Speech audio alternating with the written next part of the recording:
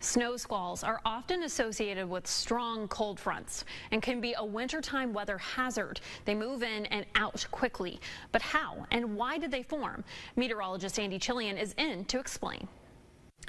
Something to watch out for during the winter season are snow squalls, and those can be pretty hazardous, especially for travel. So I'm going to talk about what a snow squall is and how they form, and something to keep you safe as we head throughout the winter season. So it's all about squalls, or even can be considered lake effect snow when you have the snow that is blowing up against the mountains as well. And so here's what ends up happening. Of course, we've got our neighborhood community down here. And so what happens with the squall is it's a sudden onset of just some very heavy snow. In some cases, and in many cases, it's that intense burst of not only snow, but also wind that leads to just white out conditions. And so road conditions deteriorate rapidly. In just a few minutes, you can go from a ground that is not covered at all with snow to one that is completely covered, but it's the travel. If you can't see even a few feet in front of you, that's when things can get very hazardous out there. And so that is the biggest problem. But the thing with these squalls is that they don't really last very long. The duration is usually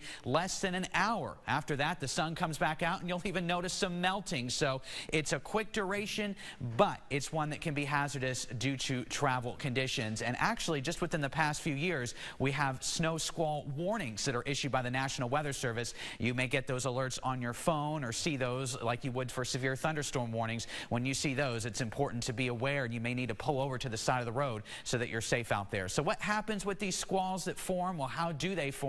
Well, it is similar to how you may think of a thunderstorm forming. You're going to have some rising warm air that's going to lift up to those clouds, but you've got some real cold air that's just above the surface in those clouds, and so that allows those squalls to form, and they can even fall in streaks too. So the interesting thing with these squalls is that you may be one community over sees an inch or two of snow from a squall, and you're seeing the sun that's still out. Usually it's these scattered snow showers that fall in streaks throughout the time of their duration. So that's just something to watch out for this winter. Snow squalls, dangerous for travel. If a snow squall warning is issued, you want to make sure that you're not traveling at the time. It's a short duration, so just wait it out. But of course, keeping you safe during this winter season.